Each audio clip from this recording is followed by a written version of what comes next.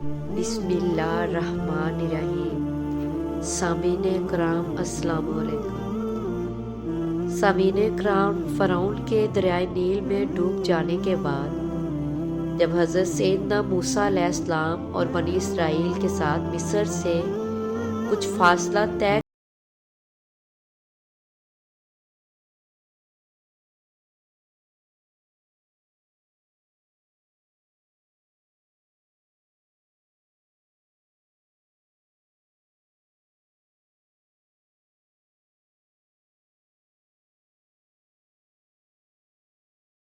دیکھ کر ان کے دلوں میں دوبارہ بت پرستی کی خواہش جاگ اٹھی، تو انہوں نے حضرت موسیٰ علیہ السلام سے کہا کہ جس طرح ان لوگوں نے اپنے معبود بنا رکھے ہیں، اسی طرح آپ بھی ہمارے لیے ایک معبود یعنی ایک بت کا تعین کر دیں جس کی ہم پوجا کریں۔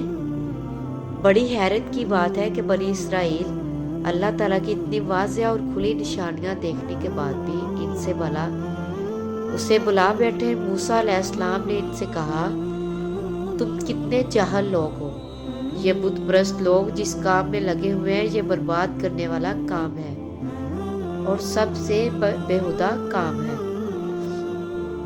پھر موسیٰ علیہ السلام نے ان کو اللہ تعالیٰ کے احسانات یاد کروائے۔ بھلا یاد کرو تو کہ تم لوگ فرعونیوں کے ظلم و ستم کا شکار تھے اور اللہ سبحانہ تعالیٰ نے تمہیں اس کے ظلم سے نجات دی۔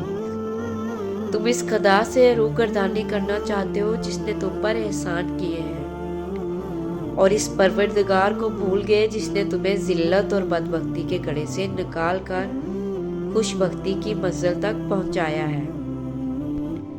تو پھر بنی اسرائیل اپنے ارادے سے باز آئے۔ پھر اللہ تعالیٰ نے آپ علیہ السلام کو تورات شریف عطا کرنے کا وعدہ فرمایا اور اس کے لیے کوہ طور پر 40 دن ٹھہرنے کا حکم دیا۔ بنی اسرائیل میں سامری نام کا ایک شخص تھا جو نہایت گمراہ اور گمراہ کن یعنی گمراہ کرنے والا آدمی تھا۔ اسے سونا چاندی ڈالنے کا کام آتا تھا۔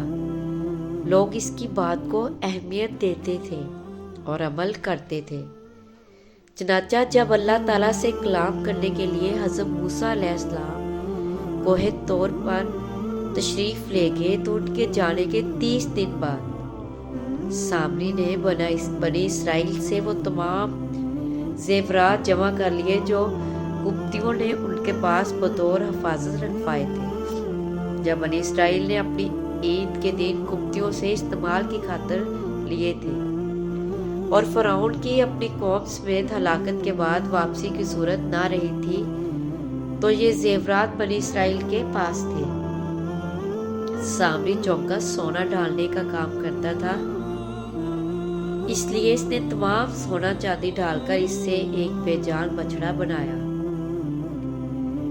نیز سامری کے پاس وہ بٹی موجود تھی جو اس نے حضرت سیدنا جبرائیل علیہ السلام کے گھوڑے کے قدموں کے نیچے سے حاصل کی تھی۔ چنانچہ سامری نے حضرت جبرائیل علیہ السلام کی گھوڑوں کے قدمے کے نیچے سے لی ہوئی خاک اس بچڑے میں ڈالی تو اس کے اثر سے وہ گوشت اور خون میں تبدیل ہو گیا، جبکہ بعض روایت میں آتا ہے کہ وہ سونے ہی کا بچڑا تھا اور گائے کی طرح ڈگارنے لگا۔ یہ شوبدہ اور خلاف عادت عمل لوگوں کے لیے اس قدر متاثر کن ثابت ہوا کہ اس کے بعد سامری نے لوگوں کو بہکانا شروع کر دیا کہ یہ بچڑا تمہارا اور موسیٰ کا خدا ہے۔ چنانچہ اس کے بعد سامری نے جو لوگوں کو گمراہ کن پٹی پڑھائی تو اس کے بہکانے پر بنی اسرائیل کے 12,000 لوگوں کے علاوہ بقیہ سب نے اس بچڑے کی پوجا کی۔ آج بھی مشرک و بت پرست لوگ اپنے بتوں کے حوالے سے شعبدے دکھا کر اپنی قوم کو بت پرستی پر لگائے رکھتے ہیں۔ یہی حال بنی اسرائیل کے لوگوں کا تھا کہ یہ بچڑا نہ تو ان سے سوال جواب کی صورت میں کلام کر سکتا ہے، نہ ان کی کوئی رہنمائی کر سکتا ہے، تو یہ معبود کس طرح ہو سکتا ہے؟ حالانکہ بنی اسرائیل جانتے تھے کہ رب وہ ہے جو قادر مطلق علیم و کبیر اور ہادی ہے۔ حضرت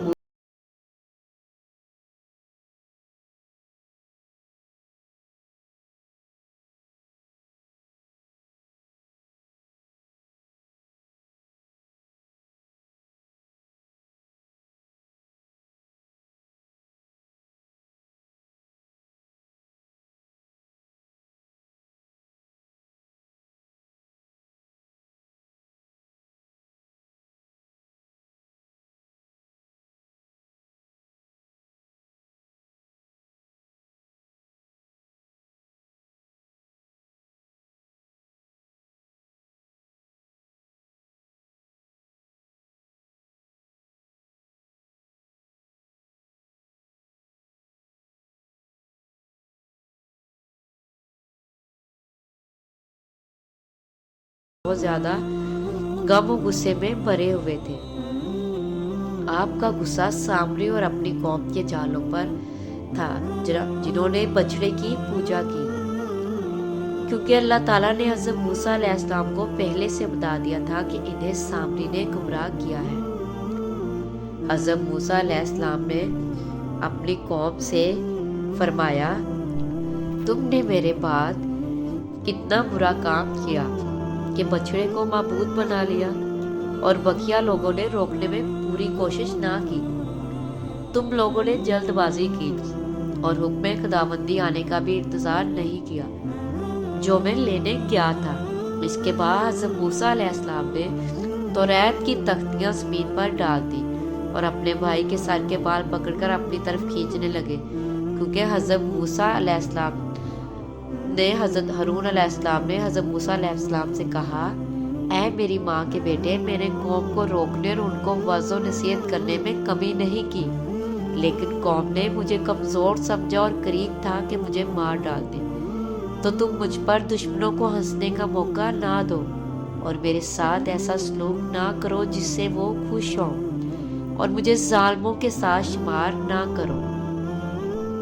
چنانچہ حضرت موسیٰ علیہ السلام نے اپنے بھائی کا عذر قبول کر کے بارگاہ الہی میں عرض کی، اے میرے رب، مجھے اور میرے بھائی کو بخش دے اور ہمیں اپنی خاص رحمت میں داخل فرما، اور تو رحم کرنے والوں میں سب سے بڑھ کر رحم فرمانے والا ہے۔ اس کے بعد حضرت موسیٰ علیہ السلام سامری کی طرف متوجہ ہوئے اور فرمایا، اے سامری، تو نے ایسا کیوں کیا؟ سامری نے کہا، میں نے وہ دیکھا جو بنی اسرائیل کے لوگوں نے نہ دیکھا۔ حضرت موسیٰ علیہ السلام نے فرمایا، تو نے کیا دیکھا؟ اس نے کہا، میں نے حضرت جبرائیل علیہ السلام کو دیکھا اور انہیں پہچان لیا، وہ گھوڑے پر سوار تھے۔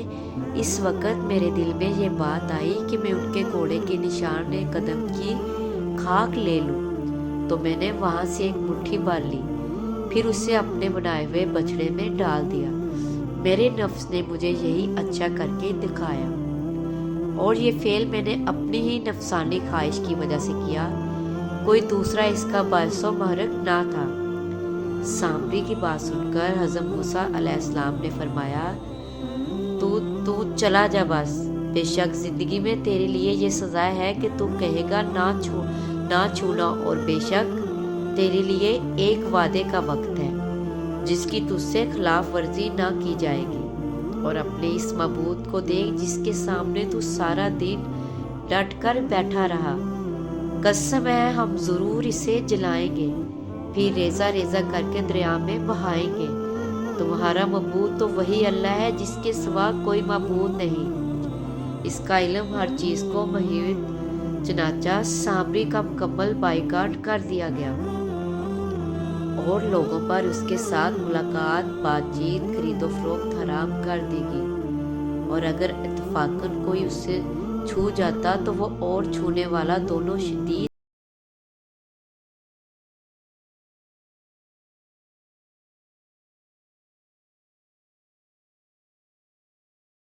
اور درندوں میں زندگی کے دن انتہائی تلخی اور وحشت میں گزارتا رہا۔ اس کے بعد حضرت موسیٰ علیہ السلام کو حکم ہوا کہ گائے کی پوجا کرنے والوں کو معافی دلوانے کے لیے 70 آدمی ساتھ لے کر کوہ طور پر حاضر ہوں۔ चनाचा हज़रत मूसा अलैहिस्सलाम ने हर ग्रोह से 6 अफराद मुंतखब कर लिए, चूँकि बनी इसराइल के 12 ग्रोह थे, और जब हर ग्रोह में से 6 आदमी चुने तो 2 बढ़ गए।